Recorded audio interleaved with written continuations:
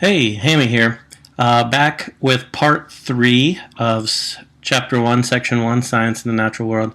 In this video here, we're going to explore some of the specifics about when we do experiments in biology class, some of the types and also specific terms that you'll hear when we're doing an experiment. Why do we do experiments? If you think back to the previous video, when we talk about the scientific method, experiments are going to help support our hypothesis or a possible explanation. If we have a hypothesis that plants grow best with water versus other substances we find in our school, other liquids, our hypothesis, if you give a plant plain water, then it will grow taller than if you give it soda or orange juice or some other liquid. Okay. So in this experiment over here, we have what's called an independent, a dependent, and controlled variables. Okay. The independent variable is the thing that you as the scientist are going to change. Okay. And you can only change one thing. Okay. So in this, look, they're all the same, except this one we're giving soda. Okay. We're giving soda, and this one we're giving juice, so it's the type of liquid that we're giving it. Okay, so the independent variable is changed by the scientist. It's the type of liquid. Okay, the dependent variable is the change that happens because of the thing that you changed. So I often like to tell my AP kids, it's what you're measuring. Okay, it's what you're measuring. So in this experiment down here, what are we measuring? Okay, see the ruler over here? The growth of the plant, or the height of the plant. Okay, the thing that the scientist focuses on, or his observations on, to see how the independent thing that you changed affects, okay, your living thing. Okay, now everything else, the control variables, you want to keep everything else the same. You want to use the same type of plant, the same amount of soil.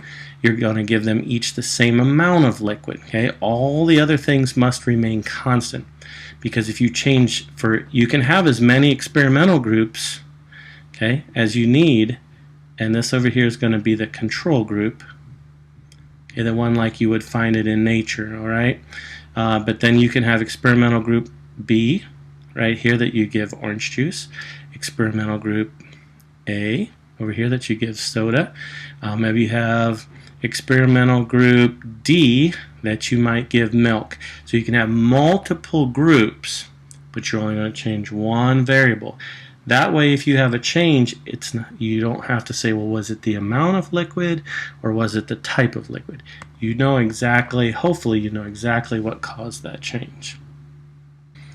Some other things to remember when you talk about the data that we collect and we start to analyze it from an experiment is the larger the sample size is, the more likely it is true. Okay, one of the classic experiments that we use, and I've used on tests before, is, okay, here's a sucrose solution, and here's water in the beaker, and you put a selectively permeable membrane over this open tube, and it's talking about osmotic pressure. Okay, so it's very concentrated in here, it's very dilute out here. What's going to happen is the water is going to move into where the concentrated solution is. So the height of the sugar solution in this tube over time is going to go up. Okay, so over here our class data, okay, B is our class data, and A is one single lab group. So I often ask the class, which is more accurate?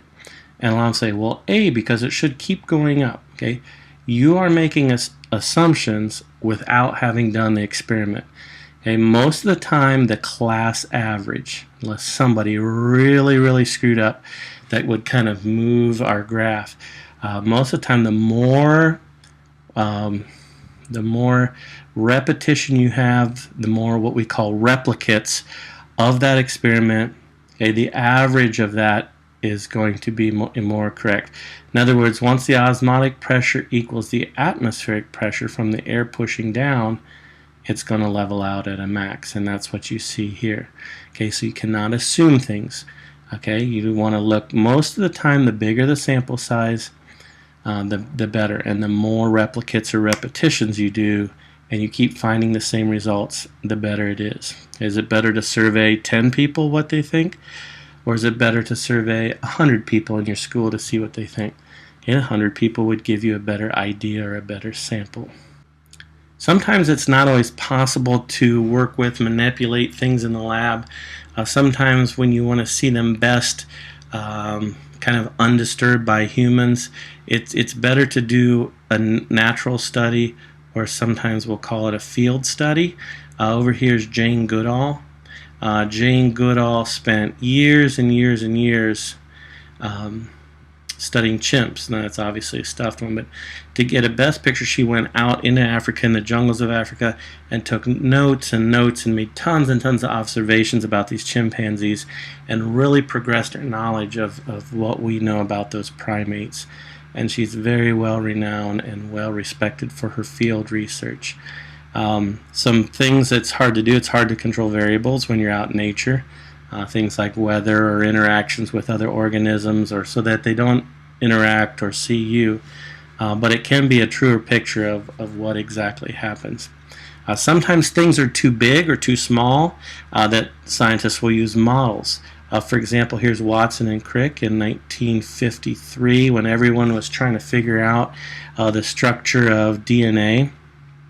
They kind of thought they had it figured out, but it's such a tiny molecule. They started cutting pieces of cardboard and chicken wire, and they started gluing and pasting. They made this big model of DNA from floor to ceiling. And as they started doing it, all the pieces started working together. So they used a model of something really small. You may have seen something like this with the planets or solar system. Okay, something so expansive and so big, sometimes we use a model. Okay, if this is our sun, then this is how big our Earth would be and how big Mars would be, to give you a relative size comparison. Okay, so sometimes we take really big, huge things and shrink them down. Finally, with enough experimentation and you get enough support and enough evidence, your hypothesis might become a scientific theory. Theories are broad explanations for events, and they're widely accepted as true. So here's just kind of some examples in biology and science.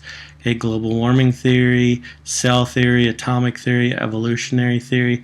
Some controversial? Yes. There's still a lot of debate. There's still a lot of experimentation going on with this, but we generally accept that the Earth is having some changes in weather. Plates on the Earth are moving and shifting and causing earthquakes and that kind of stuff. Diseases aren't caused by weird spirits and that kind of stuff. It's we figure out, hey, there's bacteria and viruses and stuff that make us sick, microorganisms. So these become theories.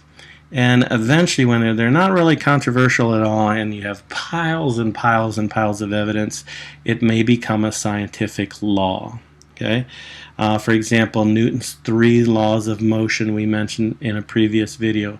Law of gravity. No one's going to doubt that if you jump up, you won't come back down to the Earth at 9.8 or 9.8 meters per second squared. Okay, so these are just generally assumed as true, and no, it's not real. There's not much controversy about it. They're just laws that govern how nature works and help scientists describe how things work. Okay, so this kind of finishes up our first section of Chapter 1. If you need clarification, please go back and rewatch any of these 3 videos.